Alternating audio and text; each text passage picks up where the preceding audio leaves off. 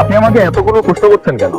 কারণ আপনি কানাডা থাকেন, অথচ আপনার গার্লফ্রেন্ড নেই, কখনো প্রেমও করেননি। ব্যাপারটা কেমন অস্বাভাবিক না?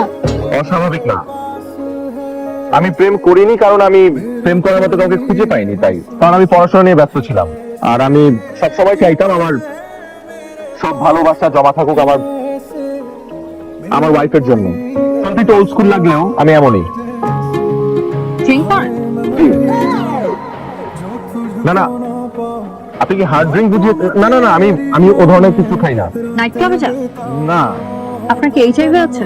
না আপনি কি আসলে কানাডা থাকেন? না আপা, আমি আন্দর কিল্লা থাকি। আমার সাথে একদম ফাইজলামি করবেন না। আমি আপনার বেআইন না। সরি, দেখেন আমি কানাডা সিটিজেন, আমার কাছে পাসপোর্টও আছে। আপনি যদি চান আমি আপনাকে সেটাও দেখাতে পারি। কিন্তু আমার থেকে আপনার এত সব সন্দেহ হওয়ার কারণটা কি? কারণ আপনি কানাডা থাকেন, অথচ ড্রিঙ্ক করেন না, গার্লফ্রেন্ড নেই, নাইট ক্লাবে যান না।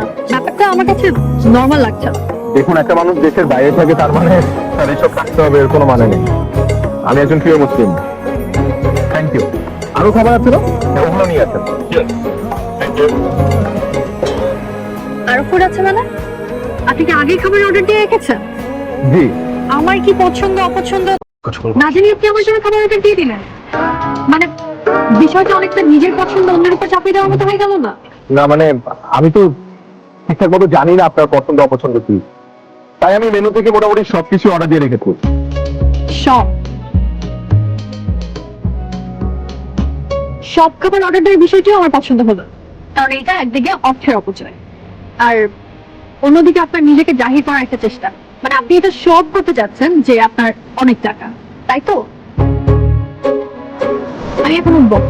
কেন খাবেন না? এতগুলো খাবার অর্ডার দিলাম। না, আমার খেতে ইচ্ছে করছে, আপনি খান। এত খাবার আমি একা খাবো? যতটুকু পারেন তত খান।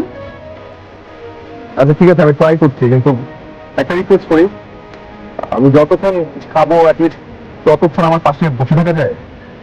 না,